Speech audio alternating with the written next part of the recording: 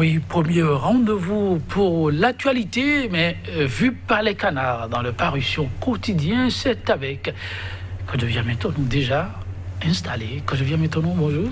Bonjour Letodji, bonjour également à nos amis téléspectateurs. Alors, on démarre ce premier rendez-vous avec quel sujet? Je dirais beaucoup de sujets, mais au fronton, on peut parler de la résistance qui fait désormais parler d'elle avec la sortie donc des ténors de cette résistance, surtout candidat Zanaï ce week-end. Il y a aussi que Joël Aïvo continue donc de sillonner le terrain, histoire donc de voir si éventuellement il sera candidat ou pas. De toutes les façons, le président Patrice Talon également occupe le devant de l'actualité 2021. Est-ce qu'il va vraiment aviser dans les tout prochains jours? En tout cas, les blocs républicains et progressistes ont reçu donc le président Patrice Talon. Nous apprendons donc à travers certains canaux, sans oublier et pêle-mêle Parakou aussi qui a changé donc de main. Le désormais ex-maire Aboubakar Yaya est parti, mais il demande quand même qu'on nous dise sa gestion de 2 mois à la tête de cette municipalité. Je l'ai dit, reddition de comptes oblige. Oui, en une journée, beaucoup de choses peuvent se passer, c'est de droit. Nous allons démarrer avec un quotidien. Dynamisme Info qui affiche en manchette ce matin, samedi dernier, quelque part à Cotonou. Azanaï fait signe de vie et relance la résistance au pouvoir. Et puis Aboubakar Yaya demande donc l'audit de sa gestion ainsi que celle de son prédécesseur. Aboubakar Yaya est un homme prudent, écrit le Dynamisme Info qui poursuit. Géant poster à l'effigie du chef de l'État au Carrefour Vedoko, les partisans de la rupture durent d'oreille.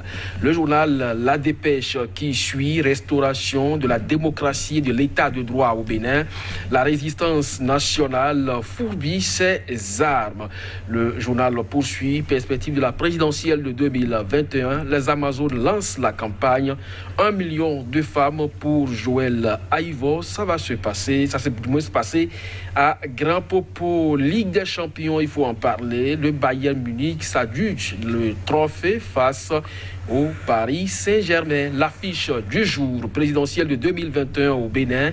Un rêve étranglé pour Abdoulaye Bio Tchané. C'est une interrogation à la une de ce journal. L'Afrique en marche, cette fois, lancement d'un ouvrage du président du Parlement, Vlavonou, Dieu ou talon, quand la démocratie attend désespérément. Et puis, parlant donc de décision préfectorale dans le plateau, grincement de dents chez les dignitaires du culte Oro. Le journal Le Nouvel Observateur présidentiel de 2021, l'indéfectible soutien du mouvement politique Les Messagers à Frédéric Joël Aïvo Bénin. Massien Diego sur zone franche, est-ce qu'il ne fait pas économie de vérité, se demande Le Nouvel Observateur. Covid-19, je l'ai dit, un complot mortifère contre l'humanité, se demande également le journal. En tout cas, plus de 800 000 morts dans le monde enregistrés ce samedi. Le pays émergent, atelier d'orientation organisationnelle et de stratégie. La résistance en ordre de bataille pour la restauration de l'état de droit et de la démocratie commune de Parakou. Le nouveau maire Inoussa Tchabizime, officiellement en fonction, Aboubakar Yaya, invite son successeur à auditer sa gestion. Le potentiel appel à un second mandat pour Talon, Union progressiste et bloc républicain fragilisé par leurs militants indisciplinés. Puis agitation électorale, l'affichage sauvage des portraits de Talon a repris. Le chef de l'État est pourtant opposé à cette pratique, fait remarquer le journal. Et puis, municipalité de Parakou, les troublantes révélations d'Aboubacar Yaya. L'écho Info, gestion de Charles Toko à Parakou, qu'attend la criette pour se saisir et tirer cette affaire au clair. Perspective des élections présidentielles de 2021, le mouvement 1 million de femmes pour Joël Aïvo lancé à Grand Popo. Et puis, nouvel engagement pour sauver la République. Joël Aïvo réveille la fibre patriotique des populations de l'Ouémé et du plateau. Matin libre, renforcement de capacité de lutte de ses délégués, la résistance nationale en ordre de bataille. Point média. Aboubakar Yaya se lave les mains de la gestion de Toko à Parakou. Nous avons retrouvé une dette abyssale de plus de 5 milliards de francs CFA. Politique, la résistance nationale en atelier d'orientation organisationnelle et puis instrumentalisation du FA à des fins politiciennes. Dadissa Togbedi Beyon fustige et met en garde Joël Litonji. Merci, que je viens maintenant. Nous allons démarrer avec, pourquoi pas la dépêche, avec sa une que bon nombre de journaux ont relayé, mais chacun y va de son analyse.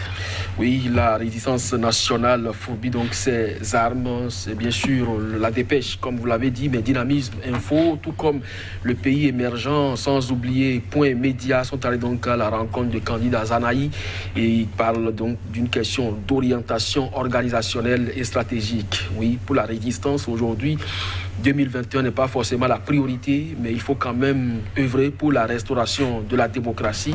Et je crois que c'est ce que beaucoup de canards ont rapporté ce matin libre également, qui parle de résistance nationale en ordre de bataille. La bataille, c'est la restauration de la démocratie dans tout son ensemble. Ça suppose la liberté d'association, la liberté d'aller et venir, la liberté d'expression également.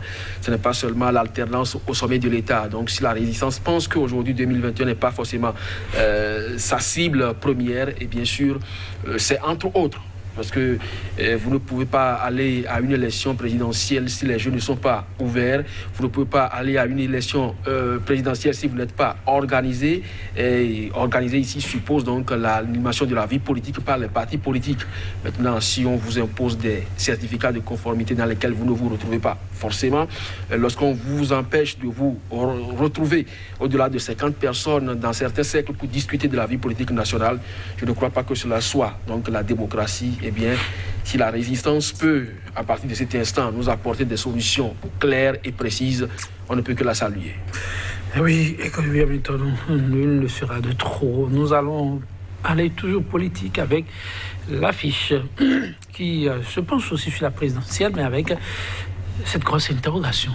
Oui, un rêve étranglé pour Abdoulaye Biotchane. Vous savez, ça se susurre depuis quelques jours. Le chef de l'État est donc à cheval entre ces deux blocs, aussi bien l'Union progressiste que le bloc républicain. Mais il a été montré clairement, donc il s'est affiché aux côtés des républicains.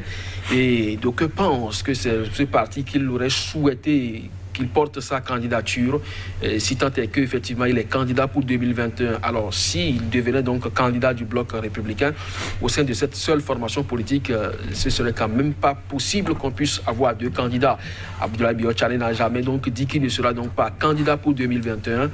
Alors, si son chef aujourd'hui se porte candidat et souhaite que son parti, parce que c'est lui, il faut le rappeler, Abdoulaye Biotchane, qui préside donc cette formation politique, le bloc républicain.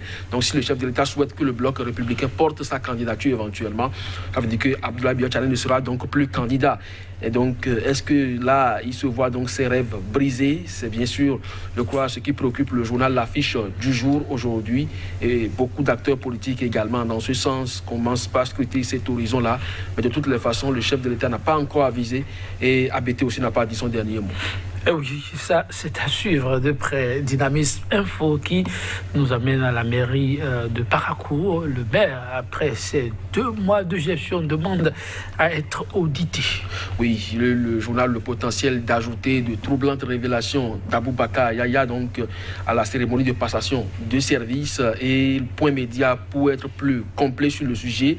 Nous avons retrouvé une dette abyssale de plus de 5 milliards de francs CFA.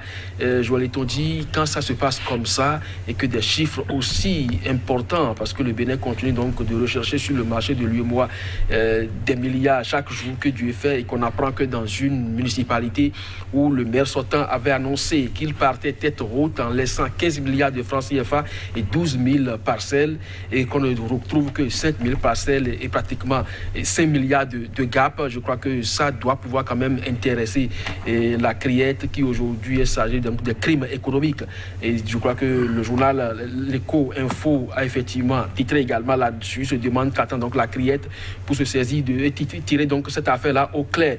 Donc je crois que la République a le regard désormais tourné vers cette commune, 2 mois de gestion.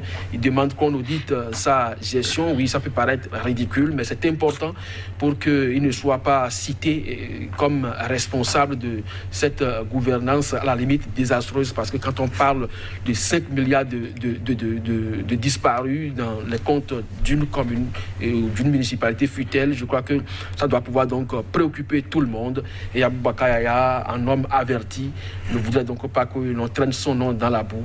Et il faut quand même, dans la République, que la criette puisse véritablement situer les uns et les autres sur ce qui s'est passé vraiment à Parakou. Ah oui, bonne gouvernance oblige. On a quelques minutes. On ira avec le potentiel qui franchement s'offusque de la gestion qu'on fait de l'image du chef de l'État avec des affiches un peu partout. Oui, je crois que Dynamisme Info parle des lieutenants aux oreilles dures pour caricaturer ceux qui affichent donc les posters du chef de l'État et le potentiel, comme vous l'avez soulevé, de rappeler que le chef de l'État est opposé quand même à cette façon de communiquer. Nous ne sommes pas donc en période électorale et qu'on affiche déjà gaillardement les posters du chef de l'État. Je crois que tout ça est puni par la loi et donc il revient donc aux autorités en charge de la tenue des élections de pouvoir donc faire parler les textes comme ils savent le faire en de pareilles circonstances. Je ne crois pas que l'on doit chaque fois taper du poing sur la table quand c'est l'autre qui le fait. Mais quand ça se retrouve dans votre camp et on garde le silence radio, je crois que ça pose problème. Et ce journal, on connaît également sa posture, mais quand il arrive donc à afficher de pareils titres, je crois que ça commence par déranger donc dans cette maison rupture et ça doit pouvoir interpeller également les responsables. Merci à vous, que Dieu vienne maintenant, mesdames, messieurs. Ce sera tout pour aujourd'hui. Rendez-vous, priez pour demain.